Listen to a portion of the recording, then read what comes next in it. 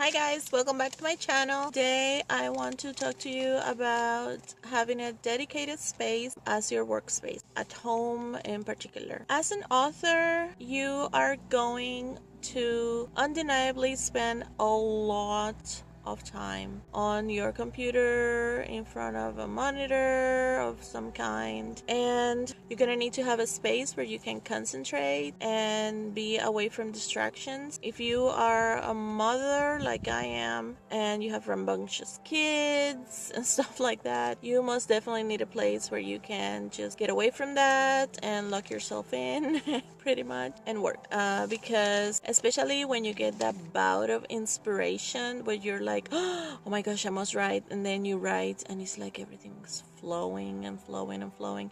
You want to make sure that you don't cut that off by having like people coming and stuff like that. Although if you're a mom, that's gonna happen anyways. You're gonna have people like, Mom, open the door, what are you doing? I'm hungry, he pooped on the ground. Yeah, all that crap.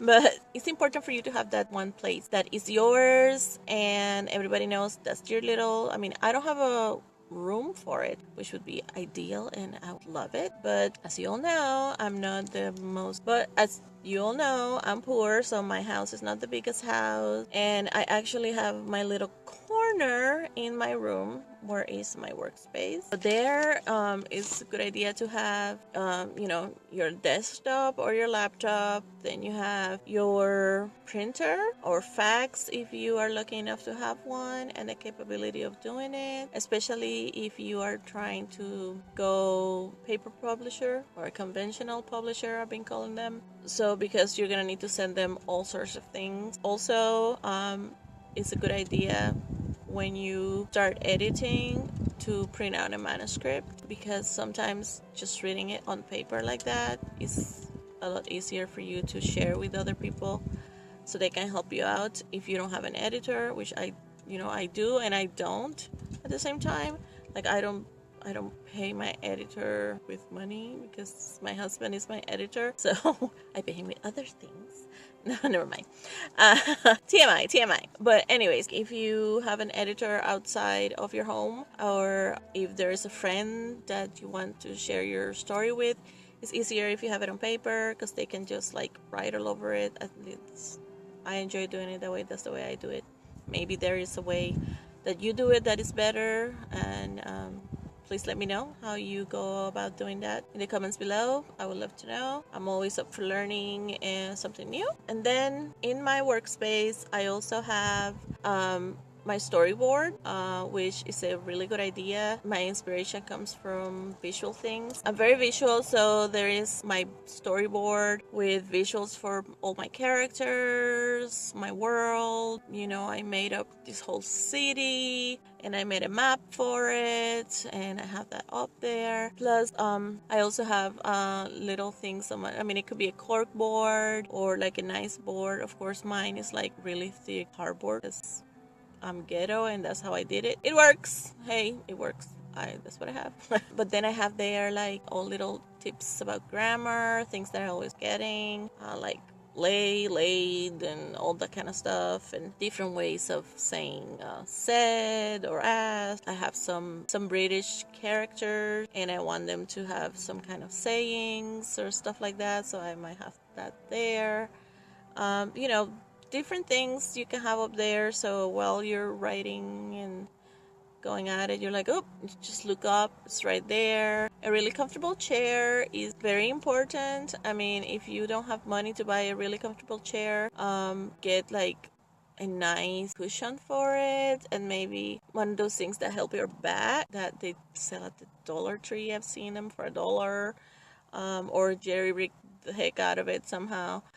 Because you're gonna spend a long time there and you want to make sure that you are comfortable, and also that you stand up once in a while and do little like stretches and stuff like that, especially if you're being sitting there for hours, because if not, by the time you get up, you're gonna be like, oh my gosh, I can't move. Maybe that's just me, but anyways. So also in my workspace, I have a bunch of notebooks, I have tape, you have all those little post-it notes that if you're like, oh, I have an idea and I'm not ready to put it in yet, you just put it there. I have first draft, and then you have, all your pencils, pens, your highlighters, your red pens for when you start editing. And it's also a good idea to have a very good light or lamp, because you don't want to strain your eyes too much. Make sure that you have either some kind of, like my glasses have some glare resistant stuff.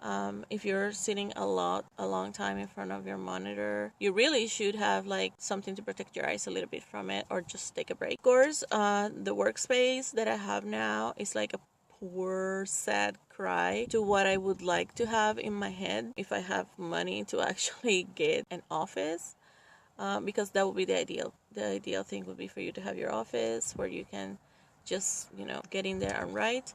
Of course, some authors have houses they go to, they have money, which I don't. But you can always go to the park, It's like, yes, you're not going to have electricity most likely, but you can have paper.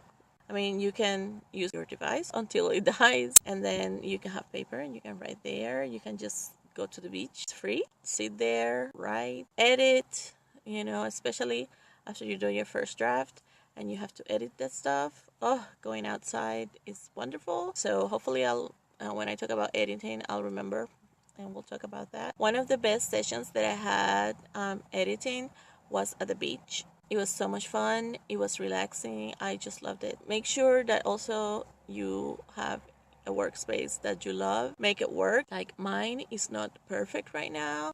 It's not even half of what I would like it to be. But you know what? I make it work. And when I sit there, I feel like, yes, I like this space. My little teeny tiny corner. And makes me proud that I'm like, oh, look at me. I'm a writer. I have my own little working space. All of that. And that's important. Just boost yourself up. Because sometimes you're like, oh, I can't do it. I'm never going to do anything. But, no. You are going to do it. And you're going to make your workspace as fabulous as you can, even if everything comes from the Dollar Tree. And you know what? It's going to be great. And one day, when you have your own office and you're all rich and famous, you're going to remember back to your first workspace at home. Your little corner out in the garage where your wife threw you out there with all your crap. You're going to be like, those were good memories. So, doesn't matter if it's big or small. And people, I'm talking about workspace here. So mine's out of the gutter.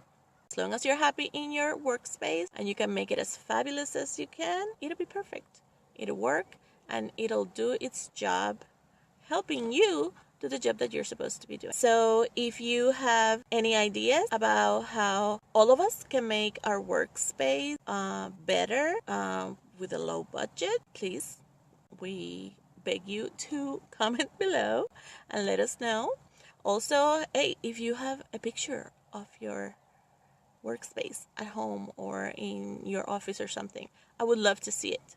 And if you don't have one, start looking around your apartment or your studio or your home, wherever you live. Start, scanning the place for the perfect corner or the perfect room for you to dedicate to your writing. You are going to be like, oh, you know what? That's the best tip Maggie ever gave me, because you're going to thank me. I mean, it's going to be wonderful once you have that space. So for today, that is all.